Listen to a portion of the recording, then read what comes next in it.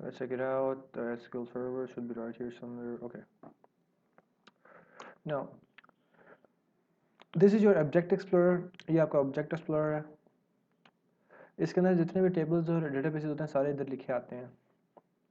ये आपका query section है। ये आता कैसे है? ये आता कुछ इस तरह है कि कंट्रोल एन दबाएं या फिर न्यू क्वेरी पे क्लिक कर दें तो ये क्वेरी सेक्शन आ जाएगा। आ गया। ये जो है ये आपका एक्टिव डेटाबेस को इस्तेमाल करता है कि कौन सा डेटाबेस आप एक्टिवली इस्तेमाल कर रहे हो। मतलब अवेलेबल डेटाबेस सारे यहाँ पे लिखे आते हैं, लेकिन जो सिलेक्टेड होता है वो आपका एक्टिव डेटाबेस होता है। Now come to the point. First of all आपको सबसे पहले एसक्यूएल में डेटाबेस को क्रिएट करना पड़ता है। उसके लिए आप क्या करते हो? उसके लिए आप लिखते हो क्रिएट डेटाबेस। उसके बाद आप उसका नाम रखते हो डेटाबेस का कोई भी। लेट सपोज मैं रखता हूँ आर्टिफिशियल। इसको क्वेरी को सिलेक्ट करें और एग्जीक्यूट कर दें। कमांड कंप्लीटली सक्सेसफुल, एग्जीक्यूट हो गई। आपने चेक करना आपका डेटाबेस आ गया कि नहीं आया। आप डेटाबेस पे राइट क्लिक करो ऑब्जेक्ट एक्सप्लोरर में और रिफ्रेश कर दो। आ गया आर्टिफिशियल, राइट। अब ये चीज़ बतानी भूल गया मैं आपको कि डेटाबेस के अंदर अगर आप उसको एक्सपेंड करेंगे तो उसके अंदर tables, views, programming ability, store procedure सब कुछ लिखे आ रहे होंगे, जितने भी फंक्शन होते हैं डेटाबेस के। ओके। सो अब सवाल ये पैदा होता है कि आपने डेटाबेस को क्रिएट तो कर दिया, आपने इसे यूटिलाइज करना है, यानी कि इसे इस्तेमाल करना है। अब आप इस्तेमाल कैसे करेंगे?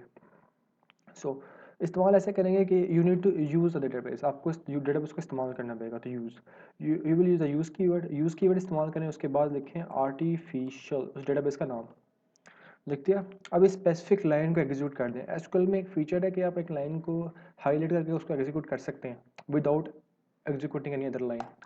एग्जीक्यूट कर दिया तो लिखा गया command complete successful, right.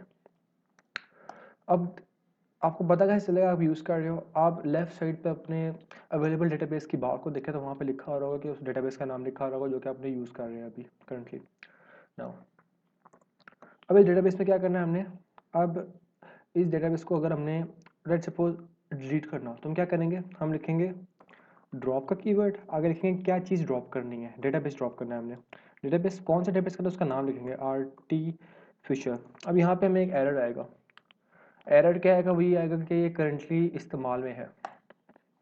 Exactly अब आपको क्या करना पड़ेगा? आपको इसको डी यूज़ करना पड़ेगा। डी यूज़ कैसे करोगे कि आप यूज़ कोई इसका डिफ़ॉल्ट कर लोगे। डिफ़ॉल्ट जो डेटाबेस का होता है मास्टर।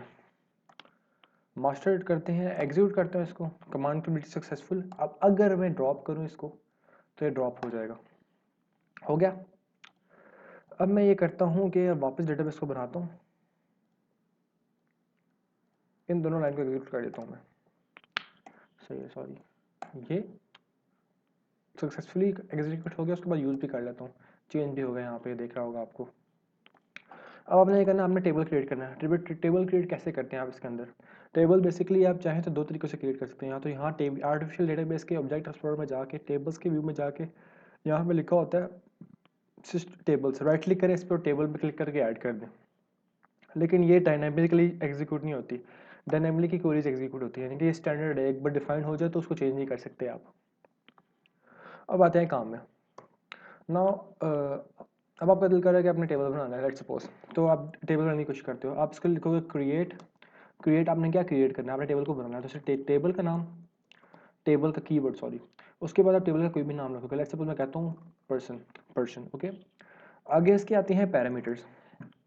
अब ये जो पैरामीटर्स हैं इनके अंदर हम स्पेसिफिक कॉलम को स्पेसिफाई करते हैं, वर्टिकल कॉलम्स को। हॉरिजॉन्टल रो होती है एक और वर्टिकल कॉलम्स होते हैं। जो वर्टिकल कॉलम्स होते हैं वो मल्टीपल एट्रीब्यूट्स को कैरी कर रहे होते हैं। जितने भी एट्रीब्यूट्स होते हैं वो कॉलम के फॉर्म में लिखे जाते हैं।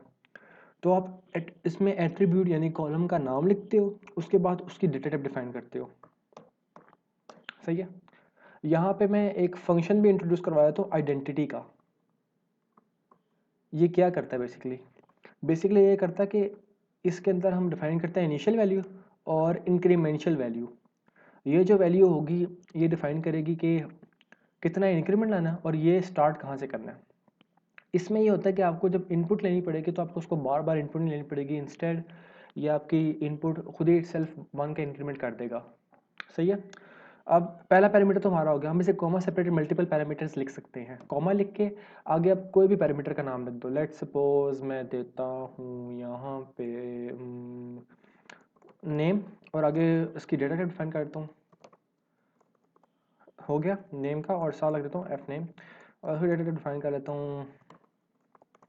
ये जो वार चार है ये बेसिकली वेरिंग करेक्टर्स की है, यानी कि करेक्टर की फॉर्म को एक्सटेंड किया है एक तरह वेरिंग करेक्टर की फॉर्म में। उसकी लिमिट डिफाइन की हुई है 20, यानी 20 करेक्टर के अंदर जितनी भी आए ना इनपुट, यानी कि अगर 6 करेक्टर्स की भी आते तो उसके हिसाब से वो डेटा ऑक्यूपाई कर लेगा। कर दैट। अब ये क्वेरी, इसको स्पेसिफिक 2 लाइन्स को एग्जीक्यूट कर दो, ये कंप्लीटली एक क्वेरी बनती है। एग्जीक्यूट कर दिया, लिखा है कमांड कंप्लीटली सक्सेसफुल, राइट। यानी से अब आपका कमांड एग्जीक्यूट हो गई है, सही है। अब आपने ये करना है कि आपने चेक करना है कि अपने डेटाबेस में क्या ये कॉलम्स इंसर्ट हो गए कि नहीं हुए। तो आपने करना कैसे है, पहले आपने ऐसे करना है कि आपने अपने डेटाबेस को रिफ्रेश करना है, उस स्पेसिफिक डेटाबेस को आर्टिफिशियल को, उस पर टेबल्स के कॉलम को एक्सपेंड करना है। एक्सपेंड के बाद लिखा हो रहा है वहाँ पर डेटाबेस का नाम पर्सन, लिखा आ रहा है कि नहीं आ रहा, आ रहा है। उसके बाद जाएँ तो वहाँ पे लिखा होगा कॉलम्स, कॉलम में क्लिक करेंगे, वहाँ पे सारे कॉलम आ जाएंगे जो आपने स्पेसिफाई किए हैं, right. Okay, now let's suppose I want to insert certain values in the person. मैं कुछ वैल्यूज इंसर्ट करना चाहता हूँ इसके अंदर, मतलब डेटा में चाहता हूँ। पहले मैं इसे क्वेरी से चेक कर रहा था डेटा में पड़ा हुआ क्या है। हम करते हैं सिलेक्ट का कीवर्ड इस्तेमाल टू गेट एनीथिंग, मतलब हम उसकी आउटपुट लेने के लिए हम सिलेक्ट का कीवर्ड इस्तेमाल करते हैं। उसके बाद क्या करेंगे हम, स्टैटिक। स्टैटिक का मतलब होता है everything, every row including null, every row every column including null. Select static from, select every row and every column including null from which कहाँ से करना है, तो वहाँ पे टेबल का नेम स्पेसिफाई करते हो। इस स्पेसिफिक लाइन को एग्जीक्यूट कर दो तो अल्लाह भला करे ये आगे कॉलम के नाम्स, ये दिख रहा होगा आपको,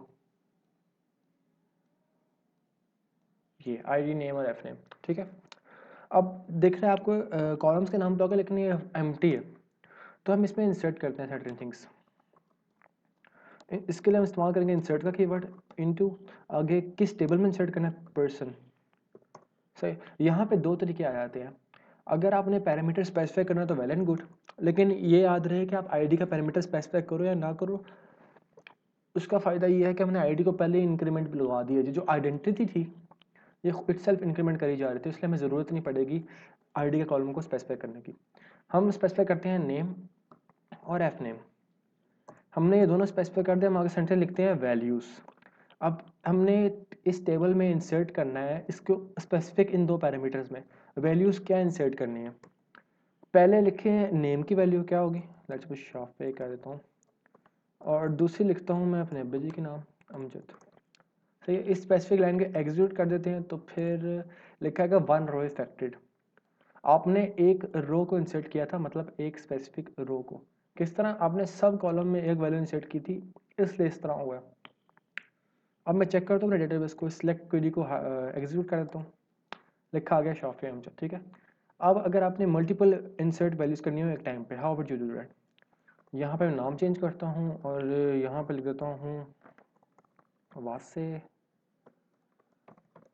अमजद, और यहाँ पे लिख देता हूँ मैं काफे अमजद, सही है। ये मल्टीपल वैल्यूज आ गई, इनको कॉमा सेपरेट करके हम इंसर्ट करवा सकते हैं। पैरामीटर मैंने इसलिए इस्तेमाल किया ताकि आपको पता चल जाएगा कि एक रिकॉर्ड एक स्पेसिफिक पैरामीटर्स के अंदर आ रहा है। अब इस चीज़ को एग्जीक्यूट कर दें तो लिखा है 3 row affected. How is 3 row affected, क्योंकि हमने 3 मल्टीपल इनपुट्स दिए हैं। किस तरह, हमने रो की फॉर्म में इनपुट दिया, हर कॉलम को हमने 3 बार इनपुट करवाया। किस तरह, ये जो हाईलाइटेड है ये एक फर्स्ट, सेकंड और थर्ड, डन। अब अपना पर्सन को सिलेक्ट करें तो लिखा है, देखें आपको आईडी को डालने की जरूरत नहीं पड़ेगी, आईडी इटसेल्फ इंक्रीमेंट होती गई। वो क्यों, वो इस आइडेंटिटी की वजह से होती गई, सही है। आपके पास इंसर्ट इनटू का टेबल हो गया। अब अगर आपने इसमें अपडेट करनी हो, हाउ वुड यू अपडेट।